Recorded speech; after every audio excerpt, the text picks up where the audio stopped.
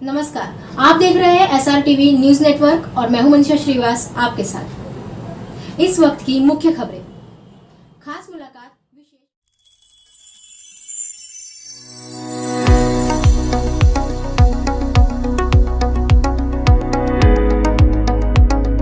मानवीय जीवन इस विधाता की सृष्टि की सर्वोत्तम रचना है। इस रचना को हम हमारा नैतिक कर्तव्य समझकर संभालने व संवारने में अपनी संपूर्ण क्षमता का उपयोग कर सकें, यही हमारे सामाजिक उत्तरदायित्व का सर्वोच्च प्रमाण है। दर्शकों, इस वक्त हमारे समक्ष है डॉक्टर नितिन भोला साहब। आप head and neck cancer specialist हो। सर, हम आपसे ये जानना चाहेंगे कि आजकल की जो भाग दौड़ वाली जो जीवन शैली है और जो खान पान है, अयोग्य खान पान है, उसका इम्पैक्ट कितना कैंसर पर होता है हेड एंड नेक पे, उस बारे में बताइए। देखिए, कार्यशाली जैसे कहते हैं कि भागदौड़ भरा जीवन, इसका डायरेक्ट इम्पैक्ट जैसे डायबिटीज़, हाइपरटेंशन ऐसी बीमारियां होती है, वैसे ही बिकॉज वो इतना टेंशन भरा जीवन हो गया कि लोग वेस्टर्न की तरफ आकर्षित हो जाते हैं, जैसे स्मोकिंग, टोबैको, जिसे हम तंबाकू कहते हैं। तो जैसे हमने देखा है कि ड्राइवर्स में कॉमनली आप देखेंगे कि वो च्यूइंग हमेशा करते रहेंगे ड्राइविंग करते समय। तो ये जो वेस्टर्न है, ये कहीं ना कहीं उनके लाइफस्टाइल या स्ट्रेस से रिलेटेड है। और तंबाकू, सिगरेट, इसके सेवन से कैंसर होता है। इसलिए कहने में हरकत भी नहीं कि आज बदलती कार्यप्रणाली, कार्यशैली या लाइफस्टाइल के साथ साथ कैंसर का प्रमाण भी बहुत बढ़ते जा रहा है। सर, जब बात की जाए पॉल्यूशन की, तो देखा कि जो पॉल्यूशन है, जहाँ पेंट इंडस्ट्री है, उसका इम्पैक्ट भी कैंसर पर होता है। तो ये किस तरह से इम्पैक्ट होता है, और जो वहाँ वर्कर्स कार्य करते हैं उनके बॉडी पे भी कैंसर के कुछ इफेक्ट्स आ जाते हैं गांठ वाठ के, उस बारे में बताइए आप। जैसे कैंसर के बहुत सारे कारण हैं। जैसे मैंने कहा, तंबाकू एक है, अनुवांशिकता जिसे जेनेटिक कहते हैं, केमिकल कार्सिनोजेंस जिनकी आप शायद बात कर रहे हैं, पेंट इंडस्ट्री, बारूद की इंडस्ट्री या बहुत सारी इंडस्ट्रीज जिसमें कार्सिनोजेंस, इन्हें कैंसर कॉज करने वाले जो केमिकल्स होते हैं, उसकी वजह से डायरेक्ट कांटेक्ट में आने से और बहुत समय तक कांटेक्ट में आने से कैंसर में परिवर्तन होने के चांसेस होते हैं। जैसी बात की जाए फूड की, जो पैकेज्ड फूड जो होता है, उसमें जो एडल्ट्रेशन होता है, उसके वजह से भी कैंसर होने की ज़्यादा चांस होते हैं। जबकि लोग फ्रेश फूड नहीं करते, पैकेज्ड फूड को ज़्यादा प्रीफेर करते हैं। पाश्चात्य देशों में और अपने देश में भी ये संस्कृति चल रही है, उसका कितना इम्पैक्ट होता है? पेस्टिसाइड्स का जो यूज़ है प्लस प्रिजर्वेटिव्स का जो यूज़ होता है फूड पैकेज इंडस्ट्रीज़ में, सब्जियों पे जो छिड़काव किया जाता है, जितना चाहिए उस लिमिट से ज़्यादा बढ़ के किया जाता है, हमने कई जगह देखा है। इसका भी एक डायरेक्ट रिलेशन कैंसर से होता है। ये भी किसी प्रकार में केमिकल कार्सिनोजेंस होते हैं जो बॉडी में जाके चेंजेस करने लगते हैं, जिसके तहत बॉडी की जो रचना है, जिसे हम बेसिक क्रोमोसोम्स कहेंगे, उसमें चेंजेस होने लगते हैं, जिसे क्रोमोसोमल एबरेशंस कहते हैं। ये चेंज होने की वजह से कैंसर होने की प्रवृत्ति बढ़ती है। सर, कैंसर को जो अर्ली स्टेज में जो डिटेक्ट किया जाता है, तो आगे वो सेकंड या थर्ड स्टेज तक न जाए, तो उसके प्रिवेंशन के लिए किस तरह के उपाय योजना आप डॉक्टर्स करते हैं या किस तरह से गाइडेंस देते हैं वो पेशेंट्स को, उस बारे में बताइए। ये आपने बहुत अच्छा प्रश्न पूछा मुझे। कैंसर में प्रिवेंशन ये सबसे बड़ा रोल है, क्योंकि आज हम किसी भी स्टेज पे पहुंच जाए, कितने भी हमारी एडवांसमेंट्स आ जाए in terms of technique of management, operations की कार्यप्रणाली चेंज हो गई है, रेडिएशन मशीन्स आ गई है, कीमोथेरेपेटिक एजेंट्स बढ़ गए हैं, लेकिन अगर हम उसे रोक पाए तो इससे अच्छा कुछ नहीं हो सकता है। तो जिसे हम कहते हैं प्रिवेंशन ऑफ कैंसर, हम लोग काफ़ी सारे प्रोग्राम्स करते हैं। एक हमारी सोच है कि अगर वेस्टर्न को शुरू करने के पहले ही उसे रोक दिया जाए, क्योंकि एक बार अगर आपको हैबिट लग जाए, जैसे टोबैको च्यूइंग की हैबिट लग जाए या तंबाकू जिसे आप सिगरेट कहते हैं, इसकी एक बार आदत लगने के बाद उसे छोड़ना बड़ा मुश्किल पड़ता है। तो आदत ही ना पड़े इसलिए हम स्कूल अवेयरनेस प्रोग्राम्स करते हैं, जिसके तहत हम स्कूल्स में जाके विद्यार्थियों को तंबाकू से रिलेटेड प्रॉब्लम्स, उसके डिसएडवांटेजेस, उसके हानिकारक जो तत्व है उसके बारे में जानकारी देते हैं, ताकि अगर बच्चों को उस उम्र में समझ जाए तो पॉसिबिलिटी है कि वो जब बड़े होंगे तो इस व्यसन के आसपास भटकने की कोशिश ना करें। ये एक बात हो गई है। अर्ली स्टेज डायग्नोसिस जिसे आप कहते हैं, एक है पीरियोडिक चेकअप, आप अपने डॉक्टर्स के पास में जाके पीरियोडिकली चेकअप कराते रहें। कुछ नए लक्षण आपके ध्यान में आते हैं तो उसे इमीडिएटली आपने जाके डॉक्टर से मिलना है।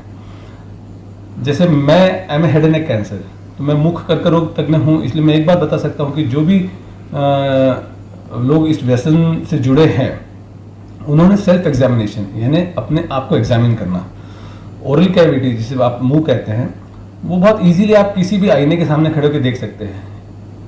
आपने मुंह खोल के देखा तो आप आईने में देख सकते हैं कि अंदर कोई लाल चट्टा, सफ़ेद चट्टा, कोई एक अल्सर हो या छाला जो कि 2 हफ्ते से ज़्यादा बढ़ गया हो और ठीक नहीं हो रहा हो, ये सब इंडिकेशंस होते हैं कि आपने अपने डॉक्टर से जाकर मिलना है।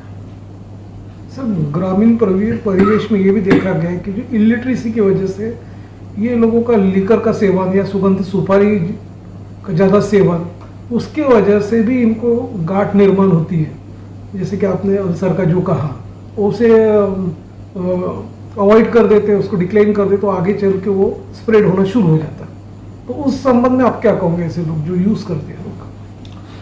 ये बेसिक प्रॉब्लम है हमारे एरिया में कि जो देहातों से लोग आते हैं, इलिटरेसी कहिए, पॉवर्टी कहिए, लैक ऑफ अंडरस्टैंडिंग, इसके तहत लोग काफ़ी लेट आते हैं, वो उसे दुर्लक्ष करते रहते हैं। गठान आ गई है मुंह में, उसे दुर्लक्ष करते रहेंगे तो उसका स्टेज बढ़ जाता है। जैसे आपने कहा कि अर्ली डिटेक्शन, अगर ये जल्दी पकड़ में आ जाए तो उसका ट्रीटमेंट उतना ही अच्छा होगा। जितना ये लेट होता है उसके आपके सक्सेस रेट्स कम होते होते जाते हैं। अगर आप तंबाकू का सेवन करते हैं और साथ में अल्कोहल, जिससे आप शराब कहते हैं, इसका सेवन करते हैं तो कई गुना बढ़ जाते हैं चांसेस आपके कैंसर होने के। स्टडीज़ बताती हैं कि दोनों के कॉम्बिनेशन से करीब करीब 5 से 10 गुना ज़्यादा चांसेस हो जाते हैं आपको कैंसर होने के, अगर आप तंबाकू के साथ में अल्कोहल या शराब का सेवन करते हैं। तो आपने और एक चीज़ अच्छी पूछी है, गुटखा। एक हमारे इसमें बहुत प्रचलित है इस भाग में, खर्रा जिसे कहते हैं गुटखा, जिसमें तंबाकू को सुपारी में डाल के चूने के साथ में घिस करके खाया जाता है। सुपारी से एक पर्टिकुलर टाइप की कंडीशन तैयार होती है जिसे कहते हैं सबम्यूकस फाइब्रोसिस, जिसके तहत आपके मुंह में एक धीरे धीरे मुंह खोलने की जो क्षमता है वो कम होती जाती है और आपकी जो माउथ ओपनिंग है धीरे धीरे धीरे धीरे कम होती जाएगी। आपके जो गाल है वो थोड़े पिचक से जाएंगे, आपको तीखा खाने में दिक्कत होगी और ऐसी सिचुएशन हो जाएगी जिसमें आपका मुंह खुलना नियरली बंद हो जाता है।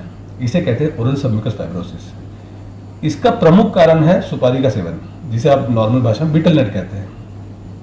बीटल नट सेवन हमने कई बार देखा कि नॉर्मल सुपारी, स्वीट सुपारी जैसे आती है पाउचेस में, उसे खाने से बच्चों में भी द अर्लीस्ट सबम्यूकस फाइब्रोसिस का केस, जो मैंने सबसे छोटा केस देखा आज तक, वो 4 साल की उम्र में था। वो बच्चा अनजाने में स्वीट सुपारी खाया करता था, तो उससे उसे सबम्यूकस फाइब्रोसिस हो गया।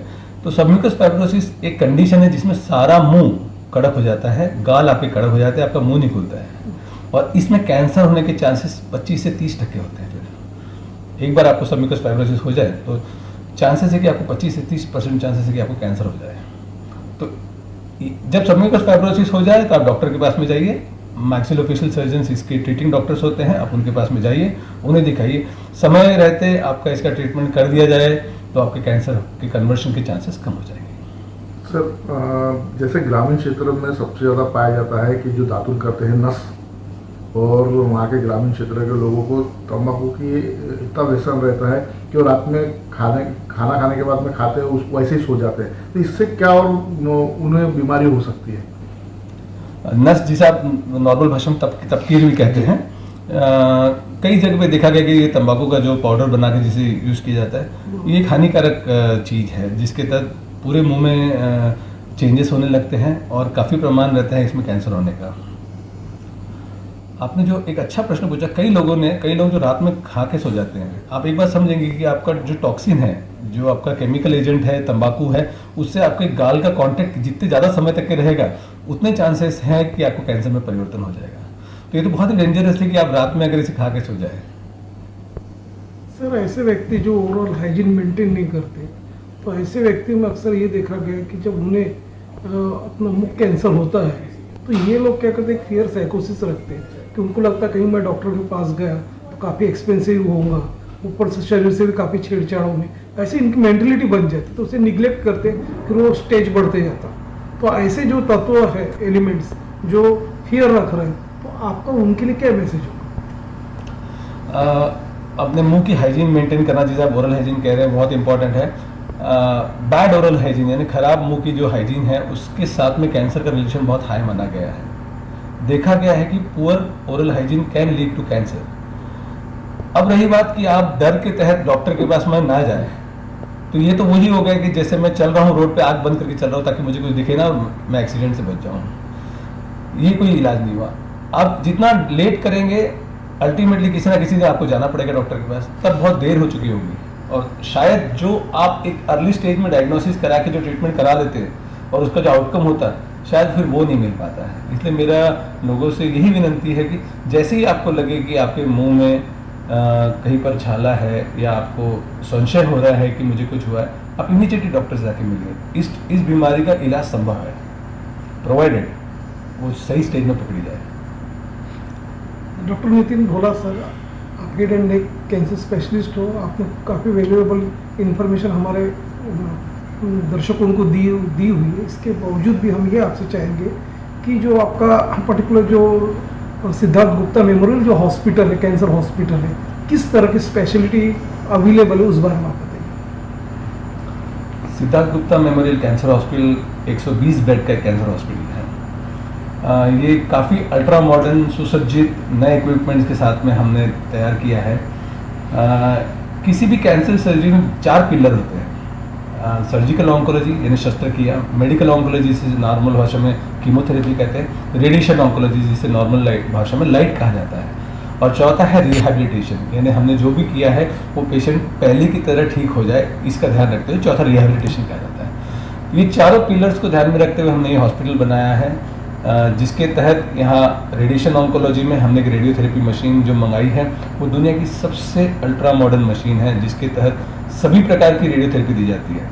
एक जो नॉर्मल प्रचलित भावना है लोगों में, सोसाइटी में, कि रेडिएशन लेने से चेहरा खराब हो जाता है, जल जाता है, छाले आते हैं मुंह में, ये साइड इफ़ेक्ट्स ये मशीन बहुत हद तक के कम कर देती है। बिकॉज ये मशीन में ऐसी टेक्नोलॉजीज़ है कि जिसमें जितना रेडिएशन चाहिए उतना ही रेडिएशन दिया जाएगा। तो मैं लोगों से अपील करूंगा कि इस कार्यप्रणाली जो हमने जो यहाँ स्थापित की है मशीनरी, उसका पूरा फायदा लें। रेडिएशन यूनिट में दूसरा है ब्रैकीथेरेपी, वो भी एक अल्ट्रा मॉडर्न इक्विपमेंट है जो हमने लाया है। सर्जिकल ऑन्कोलॉजी के लिए हमने यहाँ 3 ऑपरेशन थिएटर्स बनाए हैं, जो कि ultra modern modular laminar air operation theatres हैं, जिसमें दुनिया की सारी प्रकार की जो सुविधाएं उपलब्ध होनी चाहिए in terms of equipments, microscope, सारा कुछ अवेलेबल है। पेशेंट ऑपरेशन होने के बाद में ठीक ठाक होना चाहिए, उसकी केयर होनी चाहिए, इसके लिए आईसीयू बनाए गए हैं। 25 बेड आईसीयू के लिए हमने निर्धारित किए हैं। तीसरा पिलर मैं कहूँगा मेडिकल ऑन्कोलॉजी, जिसे कीमोथेरेपी कहते हैं, उसके लिए हमने यहाँ डेडिकेटेड कीमो आईसीयू है, जिसके अंदर आपको पेशेंट को एडमिट करके आईसीयू में कीमोथेरेपी दी जा सकती है। डे केयर आईसीयू, जिसमें आप सुबह आएंगे कीमोथेरेपी लेके, आप शाम तक के घर चले जाएंगे, आपको एडमिट होने की आवश्यकता नहीं है।